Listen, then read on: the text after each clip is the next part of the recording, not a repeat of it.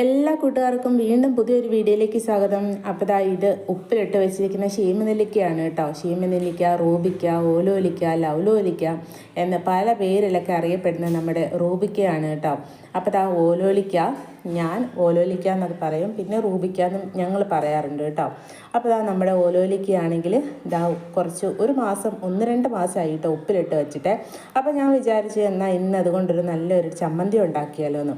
അപ്പോൾ ഓലോലിക്ക ചമ്മന്തി ഉണ്ടാക്കാൻ വേണ്ടി തേങ്ങ എടുത്തിട്ടുണ്ട്, ഇഞ്ചി ഒരു ചെറിയ പീസ് ഇഞ്ചി എടുത്തിട്ടുണ്ട്, പച്ചമുളക് എടുത്തിട്ടുണ്ട്, ചെറിയ ഉള്ളി എടുത്തിട്ടുണ്ട്, പിന്നെ കറിവേപ്പില, പിന്നെ ഒരു ലേശം ഉപ്പും കൂടി ഇട്ട് കൊടുത്തിട്ടുണ്ട്.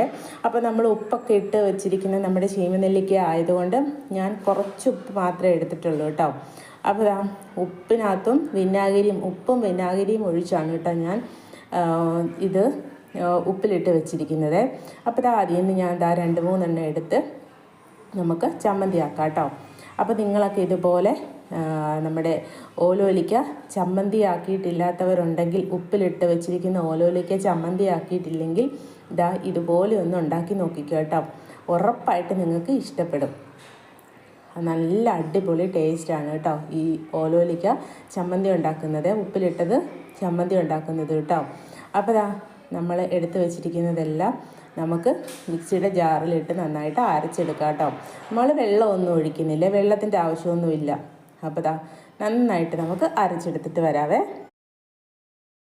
എൻ്റെ കയ്യിൽ കാന്താരിമുളക് ഇല്ലാത്തത് കൊണ്ടാണ് കേട്ടോ ഞാൻ പച്ചമുളക് എടുത്തിരിക്കുന്നത്. കാന്താരിമുളകൊക്കെ ഉണ്ടെങ്കിൽ ഒന്നും കൂടെ നമ്മുടെ ചമ്മന്തിക്ക് നല്ല ടേസ്റ്റ് ആവും കേട്ടോ. അപ്പം നിങ്ങളുടെ കയ്യിൽ കാന്താരിമുളകൊക്കെ ഉണ്ടെങ്കിൽ അത് ചേർത്തിട്ട് ചമ്മന്തി അരയ്ക്കണം കേട്ടോ. അപ്പോഴാണ് ഒന്നും കൂടെ ടേസ്റ്റ് കൂടുതലാവേ.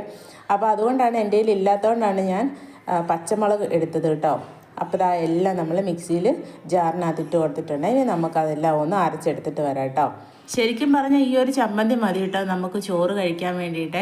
നമ്മൾ ഒരു പറ ചോറ് കഴിക്കുമെന്ന് പറയത്തില്ലേ, നമുക്ക് ഇഷ്ടമുള്ള കറിയൊക്കെ ഉണ്ടെങ്കിൽ അതുപോലെ നമുക്ക് ഇഷ്ടമുള്ള അത്രയും നമ്മൾ ചോറ് കഴിക്കും കേട്ടോ. നമ്മുടെ വയറ് നിറയുന്ന അത്രയും ചോറ് കഴിക്കും കേട്ടോ ഈ ഒരു ചമ്മന്തി ഉണ്ടെങ്കിൽ.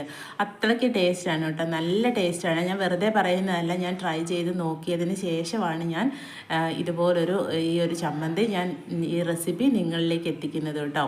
അപ്പോൾ ഉറപ്പായിട്ട് നിങ്ങൾക്കും ഇത് ഇഷ്ടപ്പെടും കേട്ടോ. അപ്പോൾ പറ്റുന്ന കൂട്ടുകാരൊക്കെ വീട്ടിൽ ശീമനെല്ലിക്കയൊക്കെ കിട്ടുന്നവരൊക്കെ ആണെങ്കിൽ ഉപ്പിലൊക്കെ ഇട്ട് വെച്ചിട്ടുണ്ടെങ്കിൽ ഇതുപോലെ ഒന്ന് ചമ്മന്തി ആക്കി എടുത്തോണം കേട്ടോ. നല്ല ടേസ്റ്റാണ് കേട്ടോ. അപ്പോൾ ഇതിൻ്റെ കൂട്ടത്തിലൊരു മീൻ വറുത്തതൊക്കെ ഉണ്ടെങ്കിൽ നമ്മുടെ അന്നത്തെ കാര്യം കുശാലായി കേട്ടോ. അപ്പോൾ ഞാൻ അതെല്ലാം നമ്മുടെ മിക്സിയുടെ ജാറിനകത്തുനിന്ന് വേറെ പാത്രത്തിലേക്ക് മാറ്റിയിട്ടുണ്ട്. ഇനി അതെല്ലാം ഒന്ന് നമ്മുടെ ചമ്മന്തിയുടെ രൂപത്തിലൊന്ന് നമുക്കൊന്ന് ഉരുട്ടിയെടുക്കാം കേട്ടോ. അപ്പോൾ ഉരുട്ടിയെടുത്ത് ഞാൻ ചെറിയൊരു ഡെക്കറേഷനും കൂടെ ഒന്ന് ചെയ്ത് കൊടുക്കുകയാണ് കേട്ടോ. അപ്പോൾ ഇത്രയേ ഉള്ളൂ നമ്മുടെ ഓലോലിക്ക ചമ്മന്തി. അപ്പോൾ നമ്മുടെ ഓലോലിക്ക ചമ്മന്തി ഇഷ്ടപ്പെട്ടെങ്കിൽ നമ്മുടെ കൂട്ടുകാരെല്ലാവരും ലൈക്ക് ചെയ്യാൻ മറക്കരുത്. ഇനി പുതിയൊരു വീഡിയോയിലൂടെ വീണ്ടും കാണാം. അതുവരേക്കും ടാറ്റാ ബൈ ബൈ.